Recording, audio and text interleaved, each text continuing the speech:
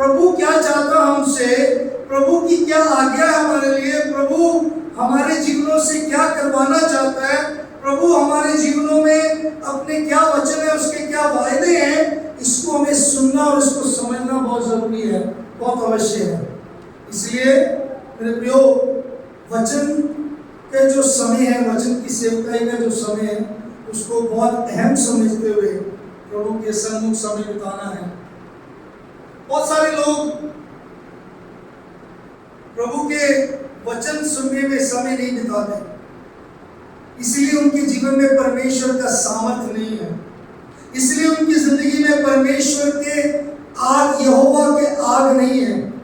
आज कई लोग सोचते यहोवा का आग यही है कि आग बोले तो वो गिर गए, वो कांप गए और उनको ऐसा कुछ घबराहट से आने लगी। ये नहीं है यहोवा की आग। यहोवा का आग का मतलब, यहोवा के आग का मतलब परमेश्वर के सामर्थ है। परमेश्वर के आग का मतलब परमेश्वर का कार्य, वहां पे परमेश्वर के नाम का वहां पे महिमा होना, परमेश्वर के कार्य को प्रकट करना परमेश्वर के आग को दर्शाता है। जब भी वचन में आग का जब भी रेफरेंस दिया गया या उसके बारे में जिक्र किया गया, हमेशा आग परमेश्वर के न्याय और साथ में परमेश्वर के सामर्थ को दर्शाया गया।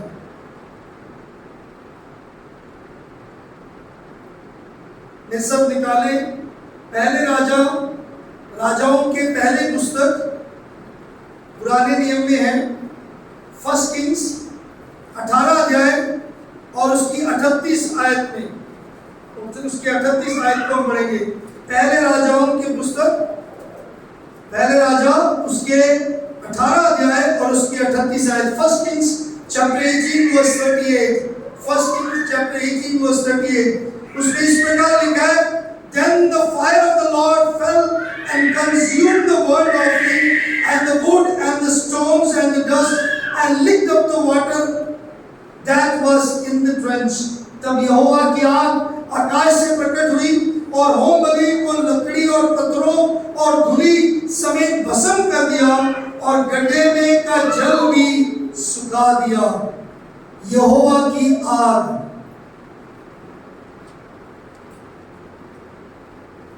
आइए हम प्रार्थना करें। परमेश्वर खुदावन, हम आपके सामर्थ चाहते हैं, आपका अनुग्रह चाहते हैं। परमेश्वर, आप प्रभु जी हमसे बात करें। प्रभु, आप आज का हमें आत्मिक मन्ना दें, हमें बल शक्ति दें, अपने आप के द्वारा हमें भर दीजिएगा। अपने सामर्थ को जो आपने प्रकट किया अपने आप के द्वारा, वो जानने के लिए, उसके बारे में सीखने के लिए, उसको समझने के लिए हमें बल शक्ति देना।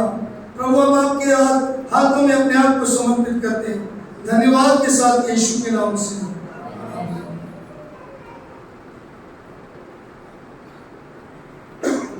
एक व्यक्ति एक दुकान पे जाता है और वो पालतू जो जानवर है उस जानवरों की दुकान पे जाते हैं, गोस टू पेट शॉप, और वहां से एक तोता लेता है। तोता लेने के लिए जाता है, बल्कि तोता लेने से पहले क्या होता है, जो वहाँ दुकानदार को देखते हैं कि और उससे पूछते हैं यहाँ पे तोते दिखाओ। उसने तोता दिखाया। पहले जो है वो जो है पीले रंग का तोता दिखता है उसको, और वहाँ पे जो दुकानदार से पूछता है कितने का, कहते हैं जी 2000 का। कह रहे 2000 का क्यों इतना महंगा है? और $2000 एक्चुअली, $2000 इतना महंगा क्यों है? तो बोला ये खास तोता है क्योंकि इसको टाइप राइटिंग आता है, इस तोते को टाइपिंग कर सकता है।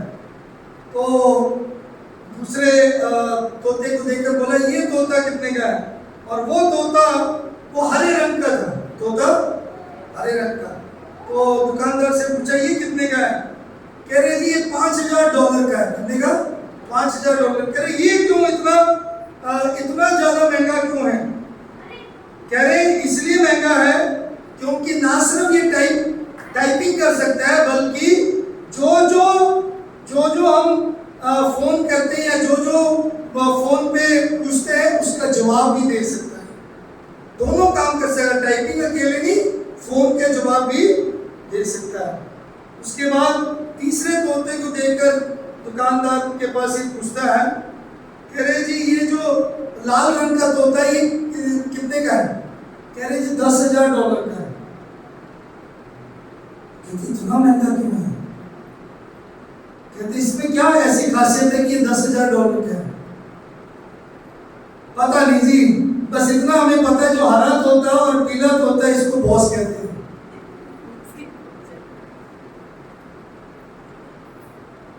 आज हमें से कईयों को हमें पता नहीं हमारा बॉस कौन है।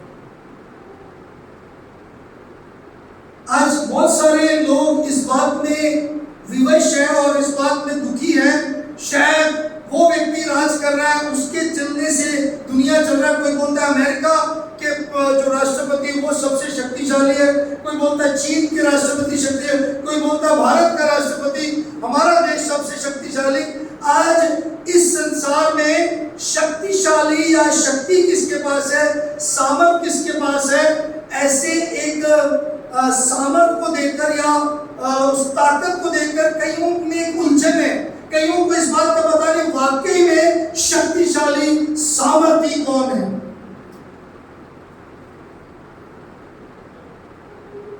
दुनिया में जो दिखता है, सुपरमैन पहले कुछ देर के लिए था, कुछ देर के लिए हीमन आया, कुछ देर के लिए जो भी लोगों ने जिस चीज को बनाया वो सब ताकतवर शक्तिशाली लगा। आज ऐसे कौन से सामर्थ्य है जिसकी तुलना इस पृथ्वी पर कोई भी नहीं कर सकता, जिसके सामने कोई भी खड़ा नहीं हो सकता, जिसके सामर्थ में कोई बदलाव नहीं, जिसके ताकत के सामने कोई भी खड़ा नहीं हो सकता। वो सामर्थ केवल परमेश्वर में है मेरे प्रियो।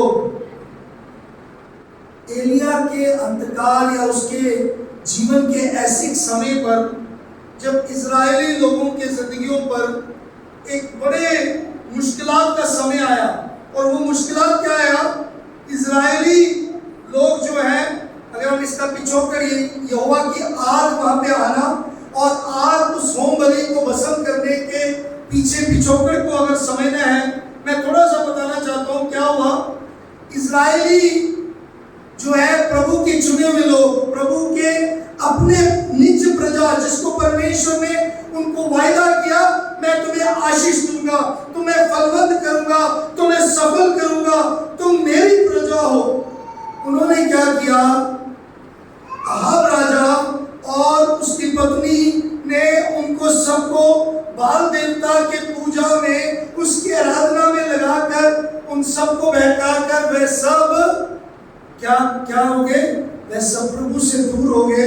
और जितने वहां पे नबी बने वो झूठे नबी, बाल के नबी बने। और ऐसा होने के बावजूद क्या हुआ, परमेश्वर जो सर्व सामर्थी है, जो शक्तिशाली परमेश्वर है, उसका क्रोध है, उसका क्रोध भड़का और उस समय उनके ऊपर एक बड़े सूखापन आया। और उस सूखेपन की वजह से उस जगह पर बिल्कुल पानी नहीं था, उस जगह पर बिल्कुल भी पानी नहीं था, क्योंकि इजरायली दुष्ट नेताओं के पीछे, अपने जो मूर्ति पूजा में वो चले गए, वो जो चीजें, वो बातें जो छोड़ के आए थे उसमें चले गए। और उस समय परमेश्वर ने, एलिया ने इस बात का भविष्यवाणी भी किया कि परमेश्वर के खिलाफ जाओगे तो परमेश्वर सजा देगा। आज भी प्रभु के लोग कई बार बोलते हैं कि प्रभु के खिलाफ मत जाओ, प्रभु के आज्ञा का उल्लंघन मत करो, आपके जीवन में प्रॉब्लम आएगी, आपके परिवार में प्रॉब्लम आएगी। तब भी कई लोग सुनते नहीं और जानबूझकर वो करते रहते हैं। फिर जब तकलीफ में, मुसीबत में पड़ते हैं तो उसका परिणाम चुकाना पड़ता है। बहुत सारे लोग इस बातों को, बहुत सारे प्रचारक, बहुत सारे कलीसियाओं में पाप के परिणाम के बारे में नहीं बोला जाता। आज पाप के बारे में लोगों को सिखाया नहीं जाता। हर कलीसिया में तुम आशीष पाओगे, तुम बहुत अच्छे हो, तुम फलवंत हो जाओगे, तुम्हें प्रभु ने चुना, तुम आशीष में हो, तुम्हें सिर बनाया, तुम्हें पूंछ नहीं, तुम्हारा परिवार आशीष पाए, तुम आशीष पाए, तुम्हारा कारोबार सफल हो, तुम्हारी नौकरी सफल हो, तुम सेहतमंद रहो। यही सब प्रचारक बोलते हैं। कोई भी ये नहीं बोलता क्योंकि तुम्हारी चुकाना पड़ेगा। पुराने समय पर हमेशा नबियों ने पाप के बारे में चिताया। आज के जो सो कॉल्ड नबी है, अपने आप को जो नबी बनाए रखते या कहते हैं, वो पाप के बारे में बोलते नहीं। वो यही बोलते तुम्हें बंगला मिलेगा, तुम बाहर जाओगे, तुम आशीष में होगे, तुम सेहतमंद होगे, तुम्हारे ऊपर बीमारी नहीं आएगी, कुछ नहीं आएगा। बाइबल बताती है कि परमेश्वर का वचन जो है सच्चा वचन है। मेरे प्रियो, परमेश्वर ने एलिया को उठाया, एलिया को लिया और ऐसे जगह पर खड़ा किया। अगर 18वें अध्याय को देखेंगे, एलिया कहीं से पहुंचकर इस जगह पर पहुंचा। एलिया इससे पहले इस सीन में नहीं, लेकिन वहां पर लिखा है बहुत दिनों के बाद 3रे वर्ष में यहोवा का ये वचन एलिया के पास पहुंचा, जाकर अपने आप को अहाब को दिखा और मैं भूमि पर मैं बरसा दूंगा। Always remember, इस बात को हमेशा स्मरण रखो, परमेश्वर अपने काम को पूरा करता है। आपके और हम लोगों के अपनी कमियां गलतियों की वजह से हमारे घर में सूखापन है, हमारे परिवारों में सूखापन है, हमारे जिंदगियों में सूखापन है, हमारे समाज में सूखापन है, लेकिन परमेश्वर बोलते हैं मैं बरसाऊंगा। परमेश्वर सूखेपन में हमेशा हमें रखना नहीं चाहता। परमेश्वर हमारे सूखेपन में वो मैं बरसाना चाहता है। लेकिन दुख की बात है, बहुत सारे लोग बस यही सोचते हैं, बस एकदम से प्रभु मैं बरसाए, हमारे एकदम से प्रॉब्लम सॉल्व कर दे। बहुत सारे समय पर ऐसा होता है, जब भी हम तकलीफ में होते हैं, हम कहते हैं प्रभु ओ आज मुझे 10,000 रुपये मिल जाए, आज मुझे 50,000 रुपये मिल जाए। तब प्रभु का वचन आता है जाके प्रार्थना करो, जाके प्रभु को दे दो, काम करो। आपको लगेगा कैसे प्रार्थना करो, मेरी प्रार्थना सुनी जा रही। यही इस बात में आगे देखते जाएंगे, लेकिन मैं आज आपको बताना चाहता हूँ इस बेदारी को, या ये जो परमेश्वर यहोवा की आग की बात है, इसके विषय में हम बात करेंगे। लेकिन मैं थोड़ा सा पिछोकड़ में समझाना चाहता हूँ। एलिया उसमें ज्यादा डिटेल में नहीं जाऊंगा, लेकिन जो लोग हैं वो सब क्या करेंगे, जो लोग हैं उन्होंने बाल देवता के पीछे चले गए, बाल के उसके पूजा में, उसकी आराधना में वो चलने शुरू कर दिया। उसी में उन्होंने अपनी जिंदगी व्यतीत कर दिया। और क्या है, वो भूल गए किसने उनको गुलामी में से निकालकर, किसने उनको मिस्र की बंधुआई में से निकाला था, कौन उनको लेकर आए थे, वो इस बात को भूल गए। और किसने उनको जंगल में खिलाया, किसने उनको संभाला, किसने उनके संग उनके बच्चों को जब वो मारे जा रहे थे तब बचाया, इस बात को वो भूल गए। आज भी बहुत सारे बात पर, जैसे अभी पास्टर अमित बता रहे थे, प्रभु के दास ने ये बताया कि बहुत सारे लोग के लिए हम प्रार्थना करते हैं और यहाँ आते हैं, आप प्रार्थना करवाते हो, जब आशीष मिल जाती है तो प्रभु को छोड़ देते हैं। इजराइलियों की यही हमेशा कमी रही है। जब जब प्रभु ने आशीषें दी, वो प्रभु से दूर होते रहे, उस आशीषों के पीछे चलते रहे। और यहाँ पे परमेश्वर इजराइलियों को सिखाने के लिए, इजराइलियों को इस बात को चिताने के लिए, उनको समझाने के लिए, परमेश्वर अपने सामर्थ को प्रकट करने के लिए अपने भक्त एलिया को इस्तेमाल करता है।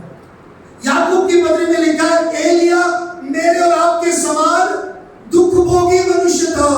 वो कोई बड़ा महान संत उतर के ऊपर से नहीं आया था, या फिर वो कोई जादूगर नहीं था, वो कोई ऐसा कोई जन नहीं था, लेकिन लिखा है मेरे और आपके समान दुख भोगी मनुष्य था। वो एलिया परमेश्वर की आज्ञा माना, उसने उस एलिया को परमेश्वर ने इस्तेमाल किया। मेरे प्रियो, अब समय आया, अकाल कितनी देर से, सूखापन कितनी देर से, 3 साल। परमेश्वर अपने सामर्थ को प्रकट करने के लिए उस समय पर एलिया को इस्तेमाल करते हैं। आज हमारी कलीसिया मोहाली बाइबल चर्च में, आपके लिए नहीं बोल रहा हूं, लेकिन अगर आप में से किसी को लगे तो मेरे प्रिय प्रभु का धन्यवाद। आज ऐसे एक समय पर हम जी रहे हैं, या आज के समय पर भी ऐसा हुआ कि हम सब अपने सेवा में आधे मन हो गए। पास्टर जी, मैं जब प्रभु में आई तो पूछो, मैं तो गीत गाती थी, मैं तो झाड़ू में लगाती थी, मैं तो सुबह उठ के जाती थी चर्च में। अभी क्या हो गया सिस्टर आपको? अभी ना मेरा पति के साथ मुझे उसको भी रोटी खिलाना है, उसको नौकरी पे भेजना है, मेरे को ये करना है। अच्छा पति ठीक है, फिर बच्चा, पास्टर जी प्रेयर करो दोनों को बच्चा मिल जाए। बच्चा होने के बाद पास्टर जी बच्चे का ख्याल रखें, फिर उसके बाद बच्चा का ख्याल रखें, उसको स्कूल भेजना है, उसको स्कूल भेजने के बाद उसकी शादी करानी, उसको अच्छे क्लास में भेजवाना। आप हमेशा अपने लिए सोचते हैं। जिस परमेश्वर ने बच्चा दिया वो उसको संभालेंगे, जिस परमेश्वर ने आपको नौकरी दिया वो आपको सुरक्षा देंगे, जिस परमेश्वर ने आपको अगर आपके जीवन साथी को दिया उसको खुश करने के लिए चर्च छोड़ने की जरूरत नहीं, उसको खुश करने के लिए अपने कारोबार को आप छोड़ नहीं सकते, लेकिन अपने चर्च को और आराधना के समय को छोड़ देते। सैड, बहुत दुख की बात है। हम अपने उस समय इजरायली तो क्या कर रहे थे, सच में बाल देवता या मूर्ति पूजा के पीछे चले गए, अन्य जाति जो है देवी देवताओं के पीछे चले गए। लेकिन हमने भी आज छोटे छोटे देवी देवता बनाए। कौन? हमारे संसारिकता, हमारा धन हमारा देवी देवता बन गया। हमारा देवता सुबह शाम कई लोग क्या करते हैं, अपने तिजोरी के सामने उसको देखते रहते, मेरे पास कितना है। कई लोग अपने अकाउंट चेक करते रहते, कितना है, कितना बचेगा, कितना करेंगे। ये पूजा ही हो गई एक तरीके से। और इतना पैसा बचा है, मैं ये करूंगी, अब मैं घर बनाऊंगी, फिर उसके बाद फिर मैं उस घर में ऐसे लाइट लगाऊंगी। ऐसे कई लोग नींव में सपना देखते हैं ना, और लाइट कितनी खूबसूरत होगा, और लाइट के बीच में मेरे बच्चे होंगे, और मेरे बिस्तर के आसपास सारे बच्चे होंगे, कितने सुंदर सुंदर बच्चे होंगे। और जब बच्चे शरारत करेंगे, चिल्लाएंगे, मैं डंडा उठा के उसको मारूंगा और उसको सीधा करूंगा। और डंडा उठा के मारते, लाइट को तोड़ देते और उसकी नींद में टूट जाते। कई लोग ख्याली पुलाव में रहते हैं, बनाते रहते हैं, और कई लोग सपने की जिंदगी में रहते हैं। आज के मसीह विश्वासियों की बात कर रहा हूं मेरे प्रियो। आज मनोरंजन में समय बिताना चाहते हैं, मजा करना चाहते हैं, एंजॉयमेंट करना चाहते हैं, लेकिन प्रभु के साथ संगति करना दुख लगता है। आज वही परमेश्वर है जिसने आपको पाप के दलदल में जब आप फंसे हुए थे, जब आप श्रापित होकर आपको कोई भी रास्ता नहीं मिल रहा था, जब आपके जीवन में एक भी पड़ाव नहीं था, जब आप सच में निराशा में, निरुत्साह में और बीमारी में, अपने तकलीफों में पड़े हुए थे, उस समय वही परमेश्वर है जो आपके पास आकर, आपको बुलाकर, आपसे प्रेम कर कर आपको जिसने बचाया, वो कभी भी भूला नहीं, वो कभी भी उसने त्यागा नहीं, वो हमेशा आपके संग है। मेरे प्रियो, आज भी जिस प्रकार वो इजराइलियों के पास दोबारा जाता है, या इजराइलियों को फिर मौका देता है, उनको बुलाता अपने पास, आज भी प्रियजनों आपको बुला रहा है। आइए इस पोर्शन में से कुछ बातों को समझेंगे। पहली बात 1 से 16 आयतों में, इस 18 अध्याय के 1 से 16 आयतों में हम देखें क्या होता है। वहां पे एलिया को परमेश्वर कहता है, जाओ, कहाँ जाना है? अहाब राजा को दिखाओ। अहाब राजा एक्चुअली दुखी हो गया, परेशान हो गया। वैसे तो परेशान इसलिए नहीं, लेकिन परेशान किस लिए? सूखापन आ गया, क्या करें। लेकिन वो एलिया को देखना नहीं पसंद करता था, लेकिन वो परमेश्वर से, मतलब परमेश्वर के काम को देखने से अपने आप को दूर रखना चाहता था। आज भी बहुत सारे लोग हैं जो जानबूझकर गलतियां करते हैं, प्रभु के बारे में जानते हुए भी अनजान बन जाते हैं।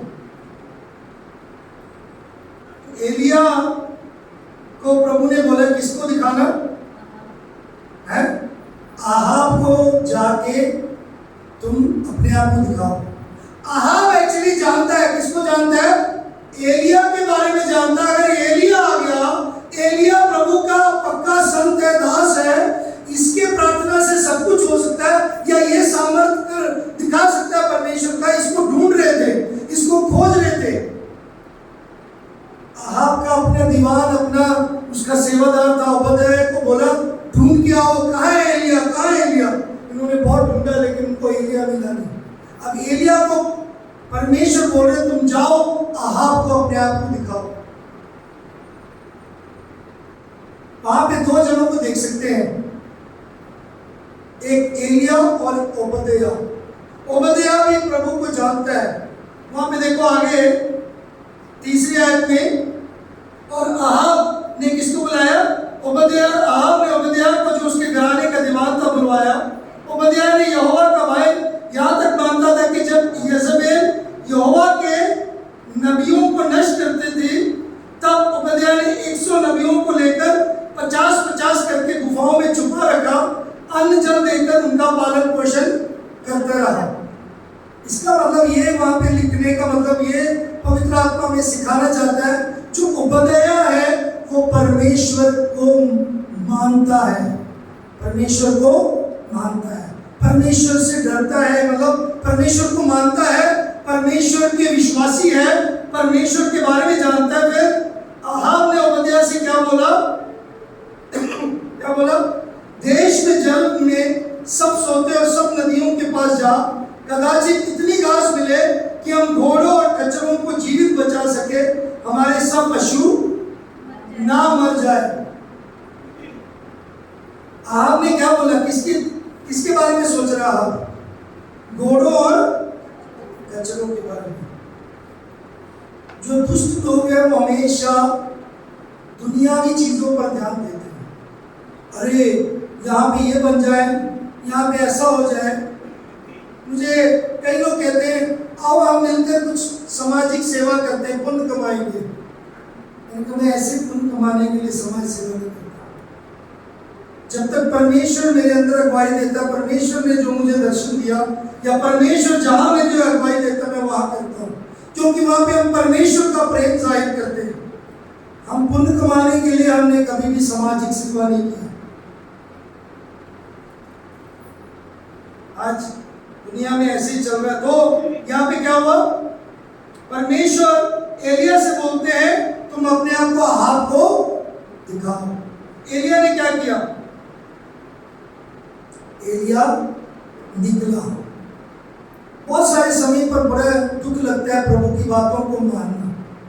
यहाँ पे सूखापन है, आहाब एलिया को मारने के लिए ढूंढ रहा है, लेकिन परमेश्वर ने जैसे कहा एलिया को करने के लिए तैयार हुआ, क्योंकि परमेश्वर का वचन मानना मनुष्य के वचन मानने से भी बेहतर है, बहुत उत्तम है। वचन में लिखा है शमूएल की पुस्तक में कि मनुष्य के बातों को मानने से परमेश्वर का आज्ञा मानना उत्तम है। It is blessed, it is more important to obey God rather than to obey men. आज हम लेकिन मनुष्य की बात मानते हैं। अरे क्यों जाना है? ठीक है प्रभु आपने बोला है अभी प्रचार करना है, प्रभु आपने बोला है उसको वचन सुनाना है, छोड़ो अभी नहीं समय, अभी वो पता नहीं क्या सोचेगा, वो तो अभी नया नया मेरा दोस्त बना है, या अभी तो वो क्या कहते हैं, अभी तो उसने मेरे को पसंद करना शुरू किया, शायद अगर मैं बोल दूं मैं क्रिश्चियन हूँ उसने मुझे नफरत करना शुरू कर देंगे। बहुत सारे लोग कॉम्प्रोमाइज करते हैं। यहाँ पे परमेश्वर की आज्ञा के लिए एलिया तैयार हुआ, लेकिन ओबद्याह ने क्या किया वो देखो। एलिया ने अपने आप को परमेश्वर की आज्ञा के अनुसार आहाब को दिखाने के लिए या आहाब के सामने प्रकट होने के लिए वो निकला। नीचे पढ़ेंगे, मेरे पास समय नहीं कि मैं सारे रेफरेंस दिखाऊं, बट एलिया निकल पड़ा। उसको परमेश्वर की ओर से स्पेशल मतलब पूरी डिटेल्स ना भी मिले, लेकिन उसने परमेश्वर के आज्ञा का पालन किया। मेरे प्रियो, जब हम परमेश्वर की आज्ञा को मानते हैं क्या दर्शाता है पता? क्या दिखता है पता है? हाँ जी, जब हम परमेश्वर की आज्ञा को मानते हैं तो हमारे अंदर से क्या पता लगता है? हाँ जी, हम परमेश्वर से कितना प्रेम करते हैं, हमारे प्रेम का पता लगता है। माँ बाप बच्चों को बोलते हैं, अरे हमने इतना दुख उठा के तुम्हें पाला पोसा, दिन रात एक किया, कितनी रातें हम जागते रहे। माँ बोलती है, फिर भी बच्चे बड़े होकर ऐसा करते हैं, तुम्हें हमारे से प्यार नहीं किया, सिर्फ प्यार चाहते हैं। तो आप सोचिए, वो पिता परमेश्वर, वो सामर्थी सर्वशक्तिमान प्रभु जिसने अपना सब कुछ हमारे लिए दे दिया, वो भी हमसे प्रेम ही चाहता है। इसलिए पतरस को बोला, पतरस तू मुझसे क्या तू प्रेम करता? 3 बार ही पूछा, क्योंकि उस पतरस ने 3 बार प्रभु यीशु का इनकार किया। पतरस से प्रभु ने पूछा, क्या तू मुझसे प्रेम करता है? प्रियो, आज मैं और आप कितना परमेश्वर से प्रेम करते हैं? हम प्रार्थना कितनी लंबी करते हैं ये नहीं बात, हम कितना ज्यादा अपने वचन का ज्ञान रखते हैं, इससे कोई फर्क नहीं पड़ता। लेकिन फर्क ये पड़ता है आपके हृदय में परमेश्वर के प्रति कितना प्रेम है। ओबद्याह को आहाब ने बोला, तू क्या करे, घास लेके घोड़ों और खच्चरों के ध्यान रख। दुनिया वहां पे इजराइलियों का ध्यान नहीं रखना, वो तो मर रहे हैं, सूखापन है। Ahab didn't take care of his people, but he is concerned about the horses, he is concerned about the donkeys, he is concerned about his materials. And Ahab, what he did, Elijah obeyed God, and Ahab what he did, we can say, वो Ahab जो परमेश्वर का डर मानता था, जो परमेश्वर के लोगों को छुपा के रखा, वो जो दीवान है, वो आहाब का जो दीवान है, वो ओबद्याह ने क्या किया? ओबद्याह ने क्या किया? क्या पढ़ते हम? आगे पढ़ेंगे तो उसी वचन में थोड़ा सा आगे पढ़ेंगे। उन्होंने आपस में देश बांटा, उसमें जाकर आहाब और दूसरी ओर ओबद्याह चला। ओबद्याह मार्ग में था कि एलिय्याह उसको मिला, उसे पहचान कर वह मुंह के बल गिरा और कहा, हे मेरे प्रभु एलिय्याह, क्या तू है? उसने कहा, हाँ मैं ही हूँ, जाकर अपने स्वामी को कहे कि एलिय्याह यहाँ है। उसने कहा, मैंने ऐसा क्या पाप किया कि तू मुझे मरवा डालने के लिए आहाब के हाथ करना चाहते? अब एलिय्याह क्या कर रहे हैं? बोल रहे हैं कि तुम जाके बोल दो कि मैं ही हूं। और ओबद्याह आप क्या करने लगा? इधर ध्यान दीजिए, वचन पढ़िए, वचन पढ़ो। क्या है, थोड़ा आगे पीछे पढ़ना शुरू करो, तभी आपको समझ आएगा। मेरे पास इतना समय नहीं है कि एक आयत में पढ़ाऊं, लेकिन वहां पे लिखा है, ये जो विश्वासी का एक हमें जो पिक्चर दिखता है, हमें चित्रीकरण है, दिस बिलीवर और दिस पर्सन इज कॉम्प्रोमाइजिंग, वो वहां पे समझौता कर रहे हैं। और मैं आपको बताना चाहता हूं, परमेश्वर के सामर्थ वो नहीं देख सकता। पहला पॉइंट है, जो दो तरफा चलता है वो कभी नहीं देख नहीं सकता। The one who rides on the fence, who ride both sides from the fence, will not succeed either side. जो जन दो नाव पर पांव रखता है, या दो तरफा चलता है, या दो चित्त होता है, वो कभी भी सफल नहीं हो सकता। अगर अपने परमेश्वर के सामर्थ को देखना है तो आप दुनियावी रहकर नहीं देख सकते, आप शारीरिक रहकर आत्मिक चीजों को अनुभव नहीं कर सकते। यहाँ पे ओबद्याह क्या कहता है, अरे मैं तो मार दिया जाएगा, या मैं तो मर जाऊंगा, आहाब ने मुझे मार देना है। ओबद्याह गलत लोगों के हाथ में था, उसको पता था कि आहाब उसके लोगों को मार रहे हैं, प्रभु के लोगों को मार रहे हैं, लेकिन ओबद्याह उनके साथ दे रहा है। आज बहुत सारे समय पर हम क्या करते हैं, प्रभु के खिलाफ चले जाते हैं। जब हम प्रभु के जो वचन जो नहीं मानते, जो वो वैसा काम करते, हम भी वैसा करने लगे तो हम भी वैसा करते। साथ समझौता करता है। मेरे प्रियो, दो मुश्किलात ओबद्याह में, ओबद्याह गलत लोगों के साथ, उनके साथ से वो उसका काम कर रहा था और वो अपने काम में वो कॉम्प्रोमाइज भी कर रहा था।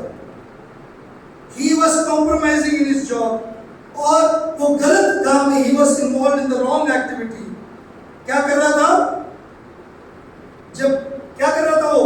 उसको बोला घोड़ों और कचरों के लिए घास ढूंढ कर लेके आओ। मनुष्य से ज्यादा जानवरों की चिंता। व्यवस्था विवरण 17 अध्याय 16 जल्दी से कोई निकाल नहीं पड़ेगी। Deuteronomy chapter 17 verse 16। व्यवस्था विवरण 17-16 है। Deuteronomy chapter 17 verse 16। और वह बहुत घोड़े न रखे, न इस मनसा से अपनी प्रजा के लोगों को मिस्र में भेजे कि उसके पास बहुत से घोड़े हो जाएं। इधर ध्यान दीजिए, बस यहाँ पे परमेश्वर एक आज्ञा दे रहा है। क्या आज्ञा दे रहा है? कि वो राजा जो अधिकारी बनते हैं इजराइल के जो अधिकारी बने, उनको प्रभु का वचन हुक्म दे रहा है कि वो बहुत सारे घोड़े ना रखे, लेकिन आप में घोड़े रखे और वो मिस्र में जा रहे हैं, मदद के लिए मिस्र जा रहे हैं।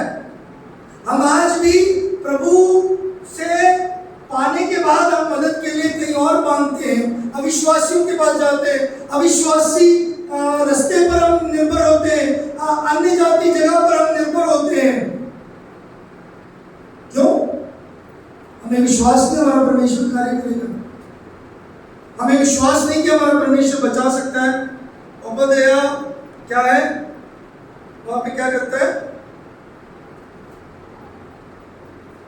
वो कॉम्प्रोमाइज करता है, लेकिन बाद में देखते ओबद्याह तैयार होता है। लेकिन जिस समय ओबद्याह ने आहाब को बोला कि हाँ एलिया, मैंने एलिया को देख लिया, एलिया है यहाँ पे, उसके बाद से कभी ओबद्याह का पूरे वचन में आगे कभी भी वो सीन में नहीं है, आगे कभी भी उसके बारे में जिक्र नहीं देख सकते।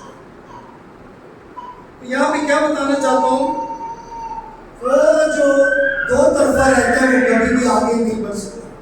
The one who is riding on the both sides of the fence cannot succeed। वो कभी भी सफल नहीं हो सकता। जो शारीरिक भी जी रहा है, थोड़ा थोड़ा गालियां भी निकालता है, प्रभु के पास चर्च में भी जाना है, फिर हमने क्या करना है? थोड़ा थोड़ा विस्की भी पीना है, थोड़ा थोड़ा शराब भी पीना है,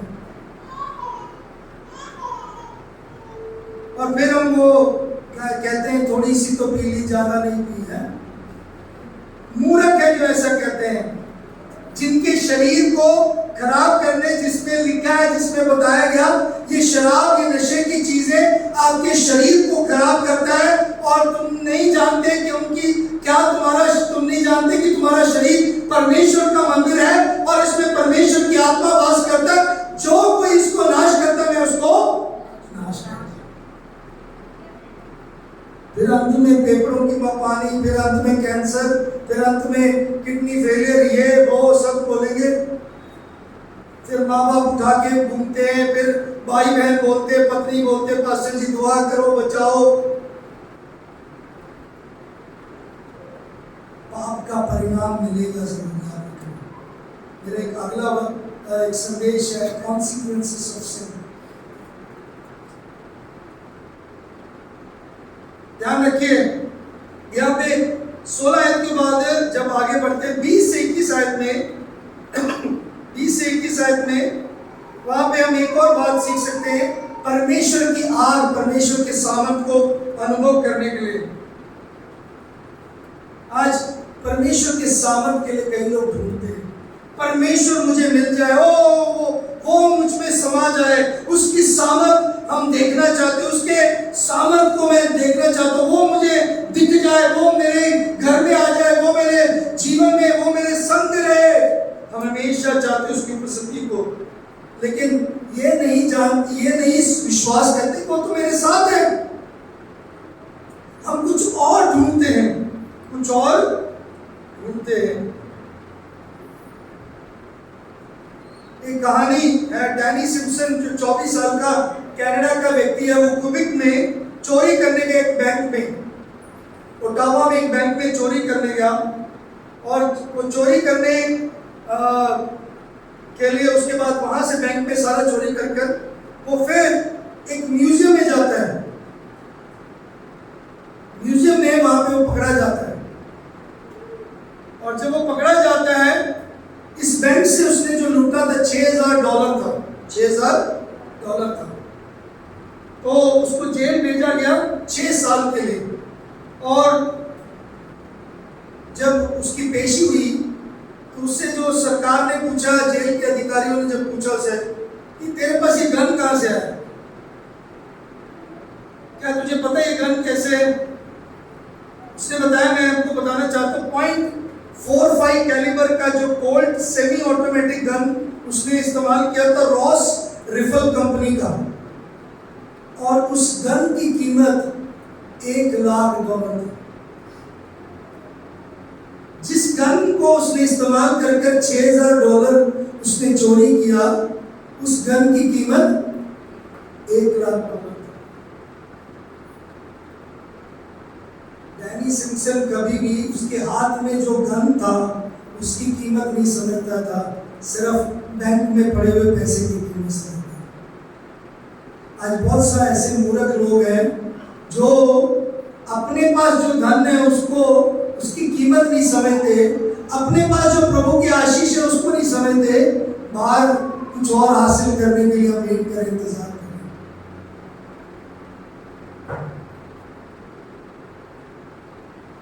क्योंकि डैनी को पैसा चाहिए तो उसके पास तो गन है, वो उसको बेच के ले सकता है या उससे इस्तेमाल कर सकता है, उसको मतलब उसके एक्सचेंज में वो धन ले सकता है।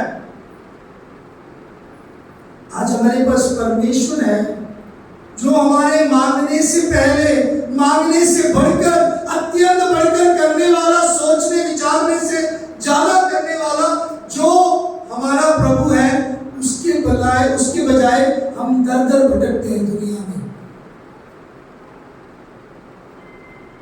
मैंने बहुत से विश्वासियों को देखा, जैसे प्रॉब्लम आए फोन उठाया, चर्च में सबसे अमीर व्यक्ति को फोन करते हैं, भैया प्लीज मेरे को थोड़ा हेल्प कर दो, या अपने दोस्त मित्र को या पास्टर जी को, पास्टर जी हमें मुश्किल आई है थोड़ा हेल्प कर दो। अरे पास्टर जी ने या उसके पास अगर पैसा आया, कहां से आया? वेयर? फ्रॉम द लॉर्ड, प्रभु से। तो घुटनों के बल हो जाओ, वो आप भी प्रभु से मांगो, वो प्रभु देगा सबको, वो किसी का पक्षपात नहीं करता। आप मांगो तो आपको मिलेगा, कीमत समझो मेरे प्रियो। सो अगर आपने परमेश्वर के सामर्थ को देखना है तो मेरे प्रियो आपको आगे बढ़ना है, और तभी आप गिने जाओगे। 20 से 21 आयतों में ये सब कुछ है, मेरे पास समय नहीं है, लेकिन आप देख सकते हो, आपने सारे इजरायलियों को बुला भेजा और नबियों को कार्मेल पर्वत पर इकट्ठा किया। वहां पे एलिया ने क्या किया, मैं जल्दी संक्षिप्त रूप में बताना चाहता हूँ। एलिया ने अहाब राजा को चुनौती दिया। मेरे प्रियो, अगर आप सच्चे विश्वासी हो, अगर आप परमेश्वर के सामर्थ देखना चाहते हो, तो आपको चुनौतियों का सामना करना है। If you are a true believer, if you are walking with the Lord, if you trust the Lord, if you have confidence in your Lord, many times you have to be challenged and you need to face the challenges. आप challenge होने चाहिए, तभी आप चुनौतियों का सामना कर सकते हो। अहाब ने एलिया को क्या बुलाया पता? एलिया को देखते अहाब ने बोला, हे इजराइल के सताने वाले, क्या तू ही है? एलिया को बोल रहा है 17 में, सॉरी, ये क्या कहा, मैंने इजराइल को कष्ट नहीं दिया, परंतु तू ही ने, तेरे पिता के घराने ने दिया है, क्योंकि तुम यहोवा की आज्ञा को टालकर बाल देवताओं की उपासना करने लगे। एलिया अहाब को सच्चाई बताते, क्या बताते सच्चाई? कि मैं नहीं कष्ट दे रहा, तुम्हारी वजह से हुआ है। सच्चाई बोलना पड़ता है। कई लोग विश्वासियों को मैंने देखा सच्चाई को छुपाते हैं, पास्टर जी को छुपाएंगे, और मैंने कई बार समझाया, और वो डायलॉग भी रवि कई बार सुनाता है, क्या? पुलिस वालों से, वकील से, डॉक्टर से और पास्टर से कभी भी कोई बात नहीं छुपाना चाहिए। चौथे व्यक्ति का याद जरूर रखना, क्योंकि पास्टर चाहे आपके सामने बेवकूफ दिखे, यहाँ बैठे हुए बहुत सारे लोग सोचते हैं पास्टर जी ने आज मुझे देखा नहीं, सुना नहीं, बोला नहीं। ऐसा नहीं है। वो एकदम कई बार वार नहीं करते जैसे परमेश्वर नहीं करते, उनको सब बातों का पता होता है। परमेश्वर जैसा दीर्घ क्षमा है, वही दिल, वही हृदय परमेश्वर ने प्रभु के दासों को दिया, अपने दासों को। वो वेट करते, भैया ये सुधर जाएगा, ये सुधर जाएगी, ये आएगी, ये आएगा, ये पता चलेगा, इसको सुनेगा, इसको आज क्यों टोकना है, ये रोज लेट आते हैं, ये काम नहीं कर रहे, चलो इस संडे ठीक नहीं हुआ, अगले संडे ठीक हो जाएंगे, अगले हफ्ते में ठीक हो जाएंगे, आज सुधर जाएंगे, ये सेवा में नहीं आते, अगली बाइबल स्टडी में आ जाएंगे। कितनी बार बोले, प्रभु भी ऐसे ही दीर्घ क्षमा रखने वाला है, वचन बताया गया। याद रखो, एलिया ने सच्चाई बोला। परमेश्वर के लोगों सच्चाई बोलो, सच बोलो। जो सूखापन है वो किसकी गलती से? आहाब की गलती से। उसने उसके मुंह के सामने बोला, He didn't fear, he straightway he said, it is because of your fault, because you worship Baal, क्योंकि तुम प्रभु से दूर हो गए, इसलिए तुम्हारे जीवन में प्रॉब्लम आई। आज बोल के दिखाओ कि तुम इसलिए प्रभु यीशु मसीह को छोड़ा, इसलिए तुम्हारे जीवन में प्रॉब्लम आई। आज कोई नहीं बोलता। आज बहुत सारे परिवारों में यही प्रॉब्लम है कि वो प्रॉब्लम है इसलिए क्योंकि वो प्रभु के पास आए, प्रभु से पीछे हट गए। चाहे पारिवारिक हो, चाहे वो व्यक्तिगत हो, चाहे कामकाज में, कुछ भी हो। प्रभु को समय पर नहीं दिया, जब मिला तो सब कुछ अपने लिए उड़ा दिया। जब समय मिला तब कभी भी सोचा नहीं कि प्रभु के लिए समय निकालना। मेरे प्रियो, यहाँ पे एलिया ने क्या किया? ये बताया कि तुमने जो पाप किया उसकी कीमत चुका रहे हो, इसलिए सूखापन है, इसलिए प्रॉब्लम है तुम्हारे परिवार में, इसलिए आज तंगी है, इसलिए आज दिक्कत है तुम्हारे शरीरों में। पाप का कीमत चुकाना पड़ता है। याद रखो, जो तुम बोते हो वो तुम्हें काटना पड़ेगा। विश्वासियों, ध्यान रखो, अगर हम जीवन में गलत निर्णय लेते हो, हम भटक सकते हैं। हमारा पाप हमें ढूंढ निकालेगा, याद रखेंगे। एलिया ने क्या किया? झूठे भविष्यवक्ता बाल और अशरोत को क्या किया? उनको ललकार कर, उनको चुनौती देकर बोला, मेरे सामने आओ, अब मैं, तुम भी लेके आओ, पशु को ले आओ और हम बेल जो है बलि चढ़ाएंगे। मेरे प्रियो, कारमेल पर्वत पर वो क्या करते हैं? 20 आयत में इकट्ठा किया और एलिया ने सब लोगों के पास आकर कहा, तुम कब तक दो विचारों में लटके होंगे? यदि यहोवा परमेश्वर हो तो उसका पीछे हो लो, यदि बाल हो तो उसके पीछे हो लो। लोगों ने उसको उत्तर दिया, एक भी बात ना कही। उसके उत्तर ने एक भी बात। तब एलिया ने लोगों से, यहोवा के नबियों में से केवल मैं ही रह गया हूँ, बाल के नबियों में 450 मनुष्य हैं। फिर इसलिए 2 बछड़े लाकर हमें दिए जाए और वह एक अपने लिए चुनकर उसे टुकड़े टुकड़े काटकर लकड़ी पर रख दें, कुछ आग ना लगाए, और मैं दूसरे बछड़े को तैयार करके लकड़ी पर रखूंगा, कुछ आग ना लगाऊंगा। एलिया परमेश्वर के आग को, सामर्थ को देखता है, वहां पे परमेश्वर का आग प्रकट होता है। क्या कहते हैं? 2 बछड़े ले आओ, ठीक है, 450 बाल के भविष्यवक्ता है, ठीक है, तुम करो जो कर, तुम जो भी ताकत है, तुमने जैसे भी बुलाना, वो आगे लिखा है, जैसे नीचे पढ़ोगे वो सब पढ़ सकते हो। उन्होंने कितनी बार बुलाया, क्या क्या कितना बोला, और मैं एक ही हूं, लेकिन तुम ले आओ बछड़े को, 2 बछड़े, तुम जो बछड़ा दोगे तुम काट कर उस पे वेदी पर रखना, और मैं क्या करूंगा? मेरे प्रियो, यहाँ पे एक बात मैं जल्दी से जल्दी बताना चाहता हूँ, वो क्या है? उस चुनौती के बाद सब लोग खामोश हुए, लेकिन परमेश्वर के काम 22 से 30 आयतों में हम देखेंगे। एलिया अकेले होता है वहां पे, एक व्यक्ति 450 लोगों के सामने। मैं आपको बताना चाहता हूँ, कई बार परमेश्वर के लिए आप खड़े अकेले रहते हो। आप में से कई लोग अपने परिवार में से अकेले निकले हो। आप में से कई लोग अपने जीवन में अकेलेपन में कई बार सोचते हो, अरे मैं विश्वास करके निकली हूँ या मैं निकला हूँ, मेरे लिए ऐसा हो रहा है, मेरे लिए ऐसा हो रहा है। घबराओ नहीं, आपके संग क्या है? भजन संहिता 91 में क्या लिखा है? तेरे दाहिनी ओर 1000 और 10,000 प्रेमी, तो अभी तुझे कोई भी हालेलुया।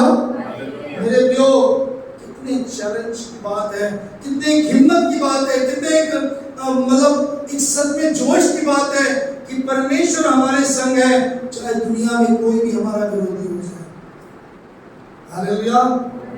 जब आप परमेश्वर के लिए खड़े होते हो, कभी भी आप निहत्ते नहीं हो, कभी भी आप निहत्ते नहीं हो। ऐसा नहीं है कि आपके अंदर ताकत नहीं है, ऐसा नहीं है आपके अंदर सामर्थ्य नहीं है।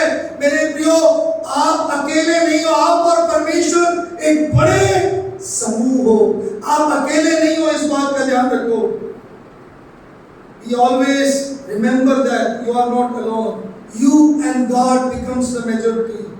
You have the courage because God is with you. मेरे प्रियो, आप परमेश्वर के सामर्थ को कैसे देखने पाएंगे? 30 आयत में नीचे से देखेंगे, वहां पे एलिया क्या करता है। यहाँ पे समाप्त करेंगे जल्दी से जल्दी। एलिया क्या करता है 30 आयत में? उसने लोगों को अपने पास बुलाया और क्या कहा? मेरे निकट आओ। सब लोग उसके निकट आए, तब उसने यहोवा की वेदी जो गिराई गई थी मरम्मत की। मेरे प्रियो, कई बार गिरे हुए जो वेदी है उसको मरम्मत करने की जरूरत है। आपके जीवन में जहाँ पे आपने गलती की, उसको ठीक करके उससे माफी मांगकर परमेश्वर के पास वापस आए। आप सुधरने के लिए प्रभु मौका देता है।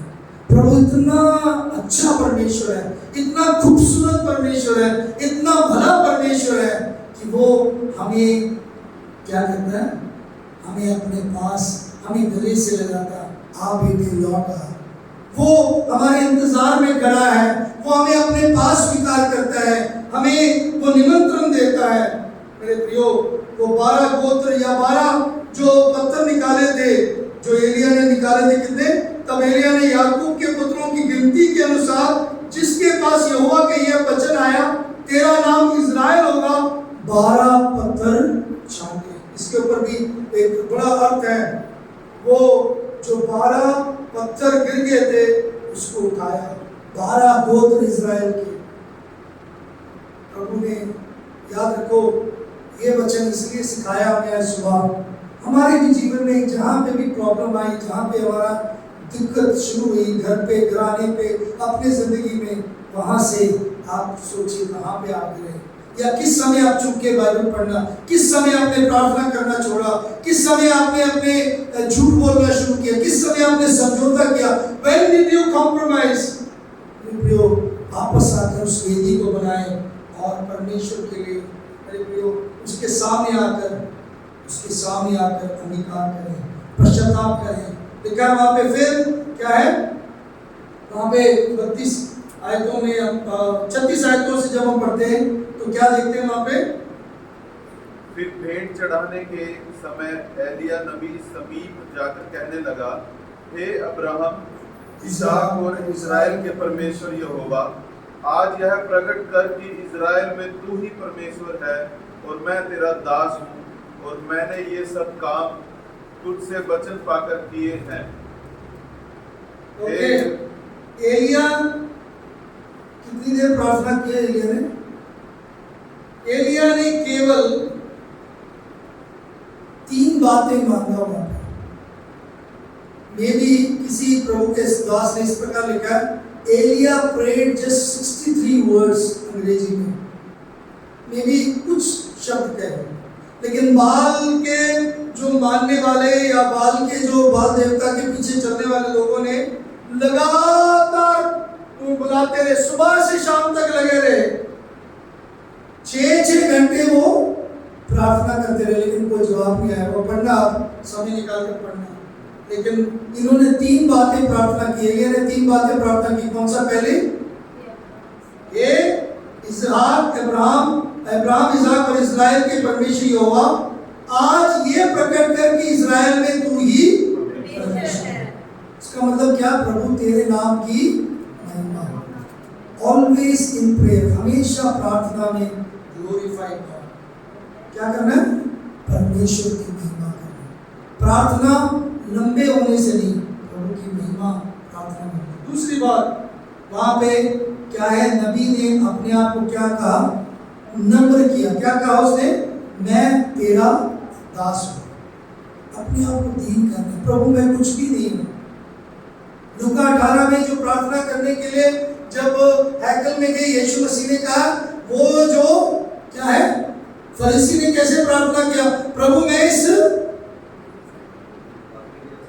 इस पापी के जैसा, चुंगी लेने के वाले जैसे, लेकिन चुंगी वाले लेने वाले ने कैसे प्रार्थना किया? मुझ पापी पर। उसने सिर भी नहीं उठाया, उसने अपने सिर झुकाते हुए मुझ पापी पर छोटी प्रार्थना की। प्रभु यीशु मसीह बोलती, इसकी प्रार्थना सुनी गई। आज हम किस तरह से अपने प्रार्थना करते हैं? और फिर तीसरी बात को क्या मानते हैं? और मैंने ये सब काम तुझसे वचन पाकर किए हैं, हे यहोवा मेरी सुन कि लोग जान ले कि हे यहोवा तू ही परमेश्वर है और तू ही उनका मन लौटा ले आता है। मतलब वापस आ सकते हैं, वो रिवाइव हो सकते हैं। प्रभु मैं चाहता हूं, या हम चाहते हैं प्रभु ये वापस आ जाए। हमारी प्रार्थना होना चाहिए कि लोग वापस आए। हमारी प्रार्थना होना चाहिए कि लोग बच जाए। हमारी प्रार्थना हो जाए कि लोग सच में प्रभु के पास आए। एलिय्याह ने के लिए प्रार्थना किया कि बारिश हो जाए। देखो प्रार्थना, उसने बोला प्रभु आज बारिश भेज दो, प्रभु सूखापन हटा दो, ओ प्रभु बारिश चाहिए, प्रभु बारिश चाहिए, आप भी भेजो, यीशु के नाम में आप भी बारिश हो जाए, आप भी बोलो। प्रार्थना की एलिय्याह ने नहीं किया। बाइबल पढ़ो अच्छे से। नहीं किया उसने। वहां पे लोगों को क्या जरूरत थी? केवल लोग रिवाइव हो जाए, लोग परमेश्वर के सामर्थ को जान ले, लोग समझे कि हाँ इज़राइल का परमेश्वर यावे परमेश्वर ही सच्चा परमेश्वर है। आज भी हमारी जिंदगियों में हमें जागृति चाहिए, हमें बेदारी चाहिए। हमारे दिल, हमारे जीवन, हम परमेश्वर के आग से क्या है, हम भर जाए, हम उसके सामर्थ में चले, हम उसके सामर्थ को अनुभव करें। क्या लिखा वहां पे? तब यहोवा की आग आकाश से प्रकट हुई और होम बलि को लकड़ी और पत्थरों और धूल समेत भस्म कर दिया और गड्ढे में का जल भी सड़ा गया। That is the power of God। एलिय्याह ने प्रार्थना किया, आग आया। बाल के पुजारियों ने, बाल के मारने वालों ने प्रार्थना किया, कोई आग नहीं आया, उनका बचना जला नहीं, उनका पानी सूखा नहीं। इसने तो बल्कि वेदी पर पानी भी डलवाया। एलिय्याह ने कितनी बार, बार बार पानी डलवाया। आप पढ़ना उस किस्से को अच्छी तरह पढ़ो, आप समझोगे भैया इतना सब कुछ करने के बाद एलिय्याह ने चैलेंज लेकर बोला, मेरा परमेश्वर सच्चा परमेश्वर। हालेलुया। क्या आप चैलेंज लेते हो अपने जीवन में? Do you have a challenge? परमेश्वर की परीक्षा की बात नहीं मैं कर रहा हूँ। I'm saying आपका विश्वासी जीवन क्या सचमुच चुनौतियों वाला है कि नहीं? या थोड़ा सा बीमार तो कर गया, ऐसा नहीं। ये तो बेकार, ये तो इमेच्योर क्रिश्चियनिंग, मतलब बालकपन में आप अभी भी प्रभु के सामर्थ को अनुभव करना है। तो मेरे प्रियो, वचन में लिखा है वेदी को बनाओ, वचन में लिखा है प्रार्थना करो, वचन में हमने सीखा है कि क्या करना है, परमेश्वर के सामर्थ पर विश्वास करना है, परमेश्वर की आज्ञा का पालन करना है। और उसके प्रार्थना का क्या उत्तर मिला? वहां पे आग आया और लोगों ने समझा, लोगों ने मान लिया एक ही सच्चा परमेश्वर। मेरे प्रियो, मैं यहाँ पे समाप्त करता हूँ एक साधारण बात बोलते हुए, सिंपल सी बात। शायद आप में से कईयों को इसका जवाब होगा। 3 मेंढक दीवार पे बैठे थे, 3 मेंढक दीवार पे बैठे थे। तीनों मेंढक ने, उनमें से तीनों मेंढक में से 2 मेंढक ने सोचा हम छलांग लगाएंगे, हम कूदेंगे। अब कितने रह गए दीवार पर? अब कितने रह गए दीवार पर? हैं?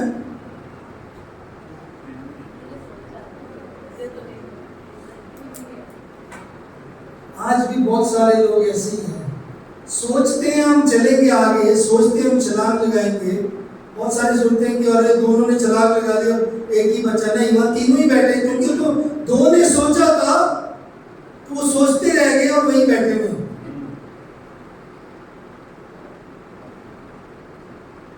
आपकी जिंदगी के बारे में आपको मालूम है, परमेश्वर के सामर्थ को अनुभव करना है।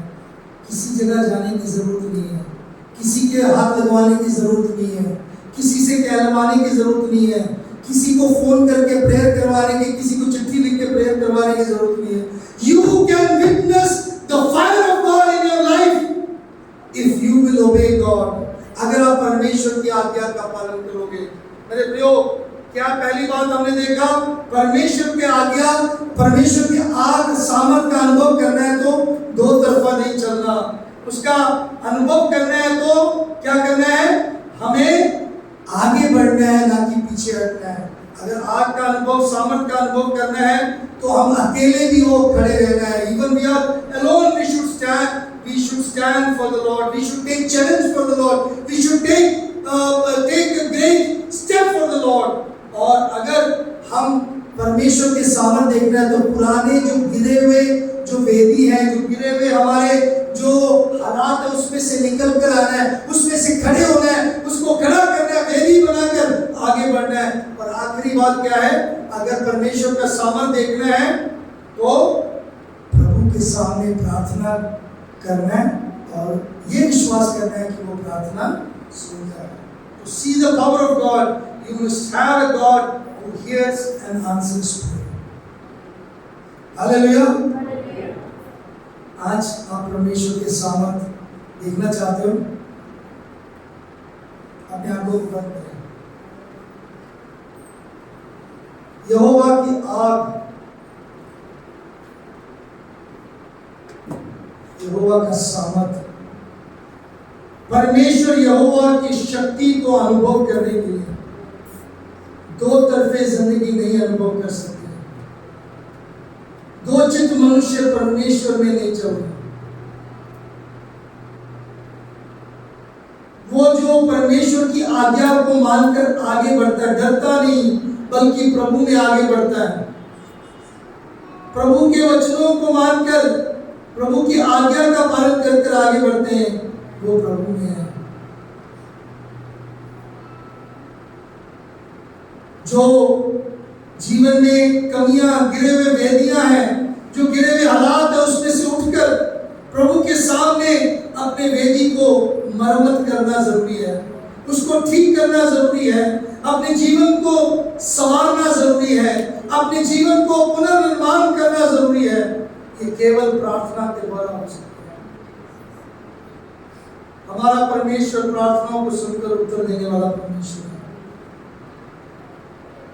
आपकी जिंदगी कैसे है मुझे मालूम नहीं, मैं आपको बताना चाहता हूं, परमेश्वर जानता है आपके जो क्या तकलीफ है, क्या प्रॉब्लम है, क्या परेशानी है, क्या पाप है जिसका आप सामना कर रहे हैं। याद रखिए, पाप की कीमत चुकाना पड़ेगा। जो आपने अपने शरीर के लिए बोया, आपको काटना पड़ेगा। जो आपने अपने परिवार में बोया, जो आपने अपने कारोबार में बोया, झूठ, फरेब, धोखा जो आपने अपने आप में किया, वो उसका अनुभव आप करोगे। उसका अनुभव, उसका कीमत चुकाने के लिए मेरे प्रियो, प्रभु के वचन बताते हैं, जो कोई अपने पापों को मान लेता है और क्षमा मांगता है और मेरे पास आता है, मैं उसके पापों को धोकर शुद्ध करता हूँ। प्रभु के सन्मुख जाना जरूरी है, प्रभु की उपस्थिति को मानना और समझना आवश्यक है। It's very important that we may go to the Lord. We may repair the altar which was fallen. If we want to be saved, if we want to see the presence of God in our life, if we want to have success, if we want to have the blessings, let us repair the fallen altars. आइए हम गिरे हुए जो हमारी वेदी है उसको पुनर्निर्माण करें, आज्ञा मानते हुए, आगे बढ़ते हुए, चुनौती लेते हुए, चैलेंज लेते हुए प्रभु के सामर्थ्य को देखने। प्यारे परमेश्वर, हम आपका धन्यवाद करते हैं। खुदावन, आपके वचन के लिए धन्यवाद। आपने हमसे बात किया, वाकई में सच में प्रभु जी कि आपके सामर्थ्य हम तभी देखने पाएंगे जब हम एक तरफा एक चित होकर आपकी आज्ञा मानते हुए, ना कि संसार, ना कि मनुष्य के बातों को सुनते हुए, बल्कि आपकी आज्ञा मानते हुए, हम कॉम्प्रोमाइज, समझौता ना करते हुए प्रभु जी आपके पीछे चल रहे हैं।